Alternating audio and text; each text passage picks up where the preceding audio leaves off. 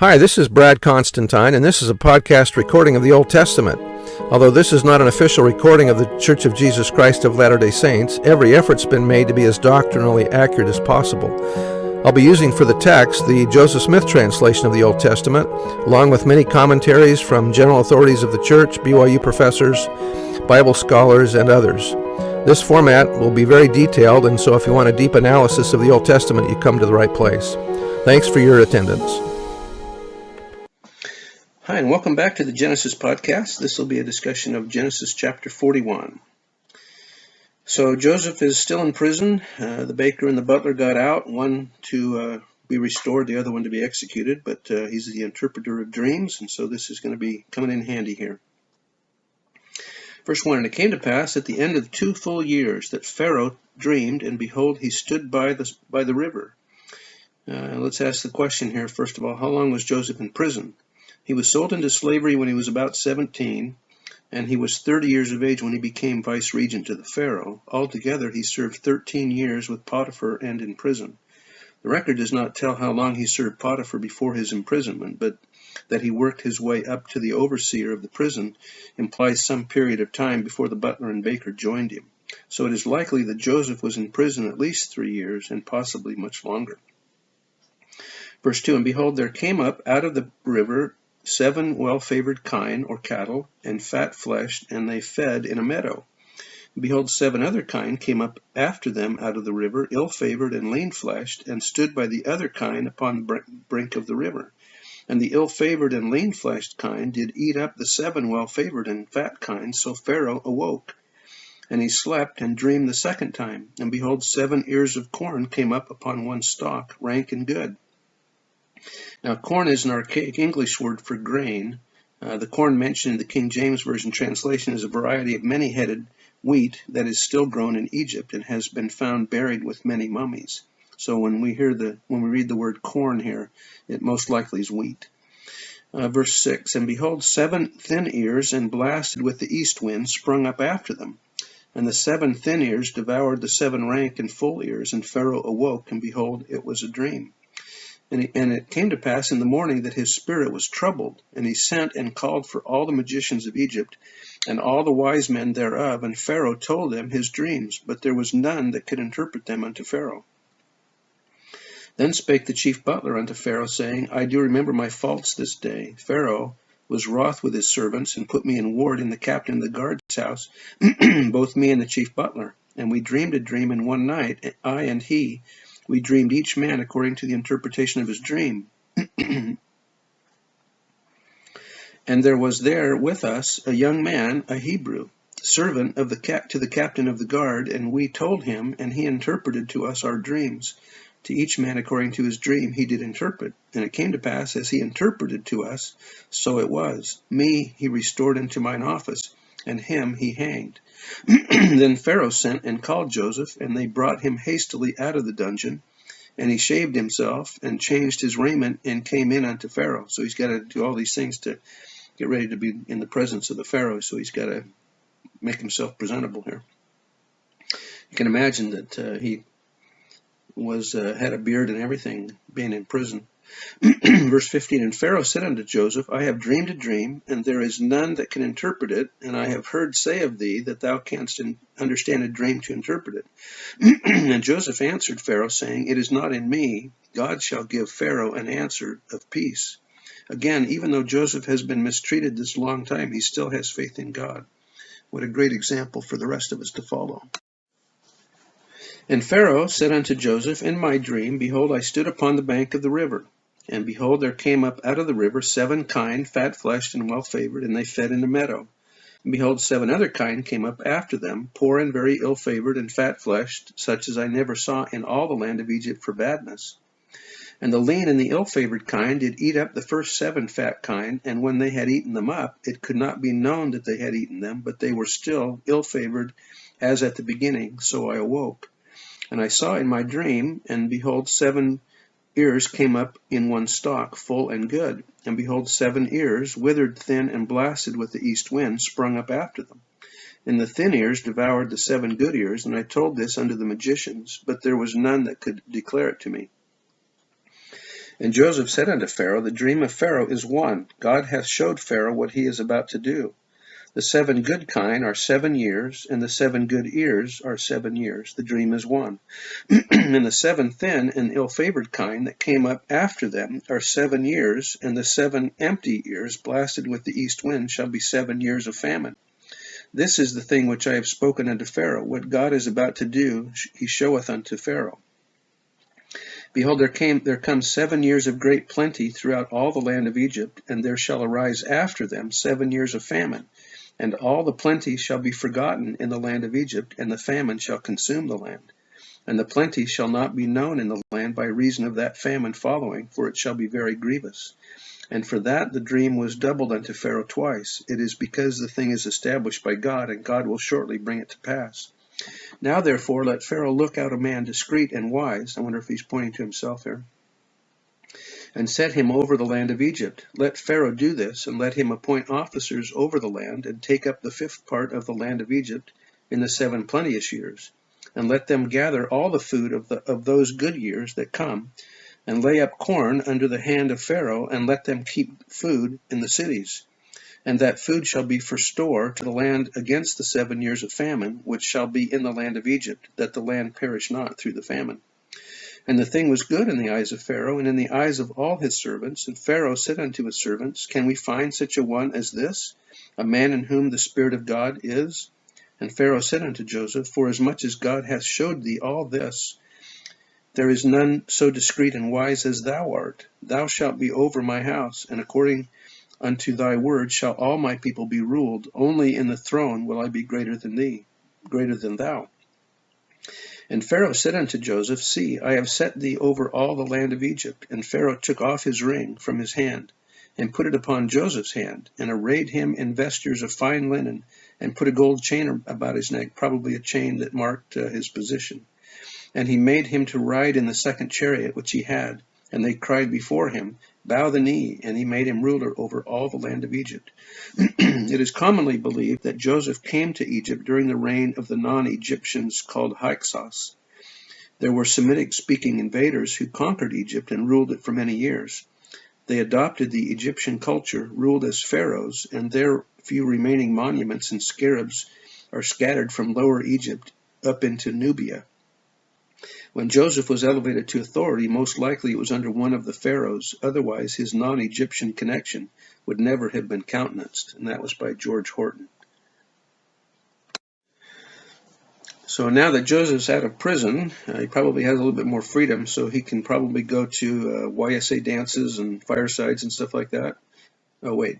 Maybe isn't that the reason for what's about to be happening here? Verse 44, And Pharaoh said unto Joseph, I am Pharaoh, and without thee shall no man lift up his hand or foot in all the land of Egypt. And Pharaoh called Joseph's name Zephnath-Paaneah. In other words, he who reveals that which is hidden, or God speaks, or God reveals. And he gave him to wife Asenath. Oh, it was given to him, so he didn't meet her at a young adult dance. My bad. Some believe that Asenath was also Semitic. So remember that the Lord's going to make sure that Joseph has a wife who's able to be part of the covenant, and so his wife is as well. The wife of Joseph was Asenath, the daughter of Potipharah, the high priest of On.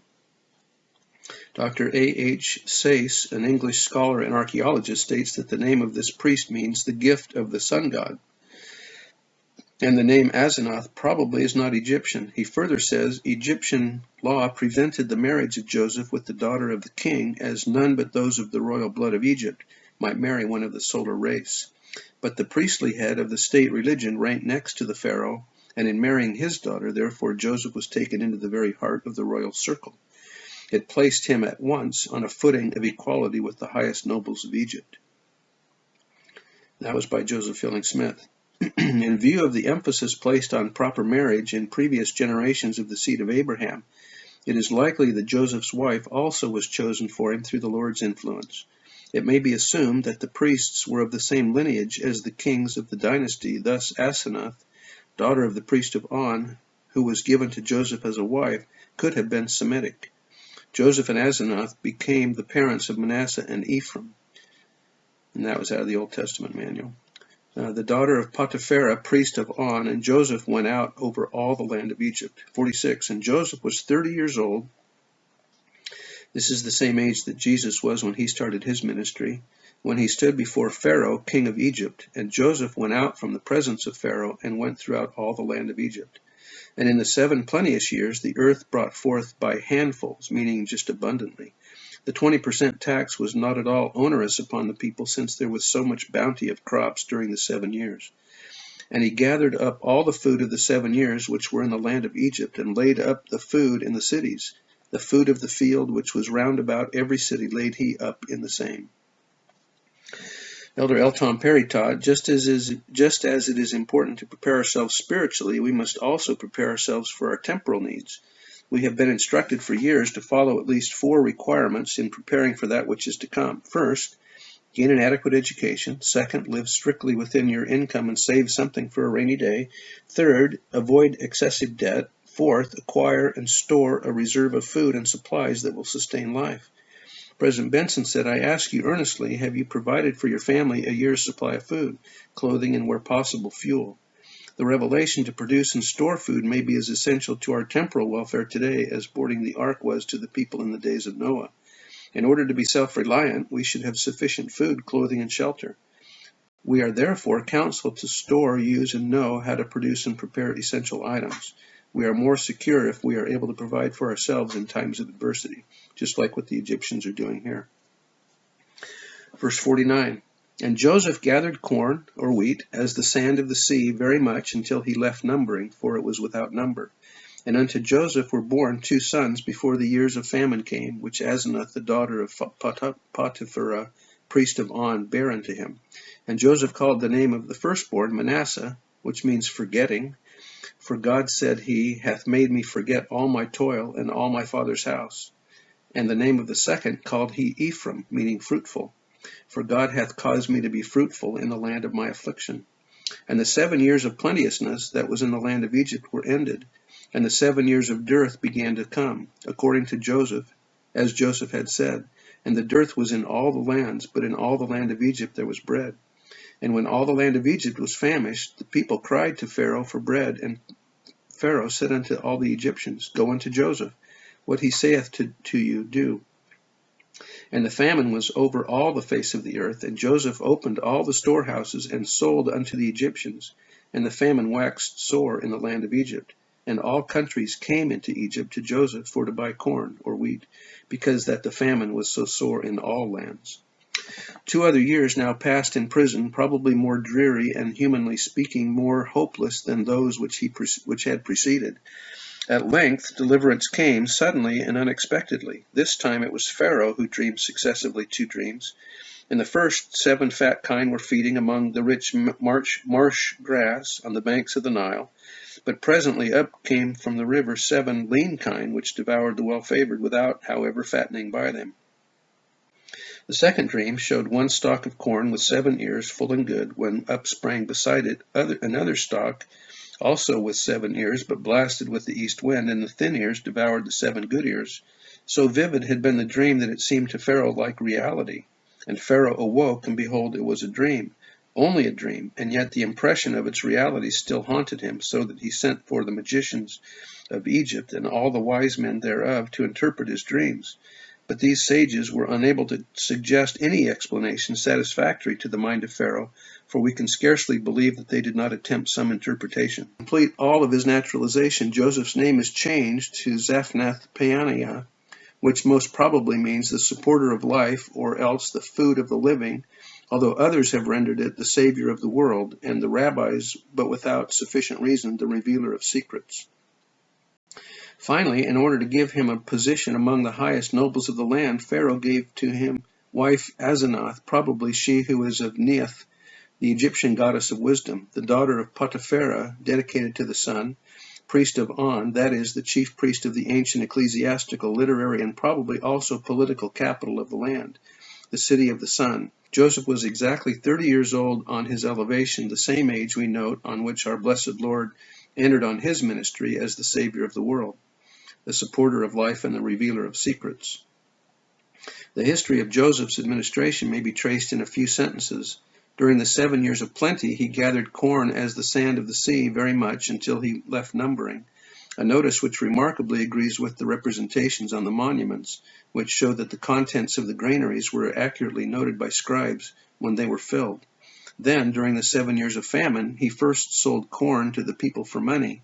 When all their money was exhausted, they proposed on their own accord to part with their cattle to Pharaoh, and lastly with their land. In the latter case, exception was made in favor of the priestly caste, who derived their support directly from Pharaoh.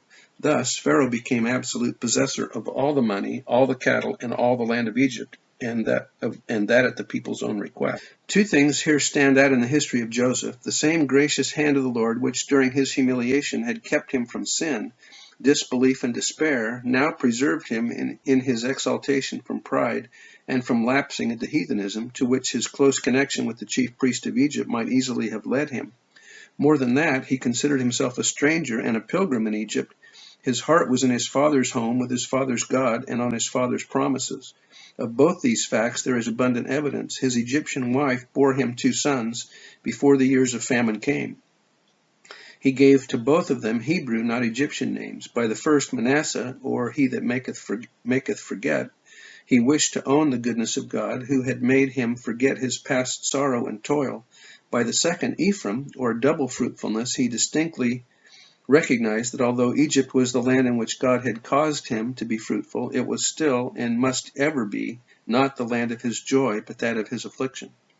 If it be asked why, in this prosperity, Joseph had not informed his father of his life and success, we answer that in such a history safety lay in quiet waiting upon God. If Joseph had learned the great lesson of his life, it was this, that all in the past had been of God. Nor would he now interfere with further guidance on his part. The Lord would show the way and lead to the end. But as for him, he believed, and therefore made no haste. Thus would God be glorified, and thus also would Joseph be kept in perfect peace, because he trusted in him. There is no evidence that at that time Joseph knew that God purposed to reunite him again to his family, far less that they were to come to him into Egypt. And again, that was by Alfred Edersheim. I bear testimony to the truth of these things and the wonderful story of Joseph here that we're reading. We'll get into the reunion here very soon. This is exciting stuff. Talk to you later. Bye.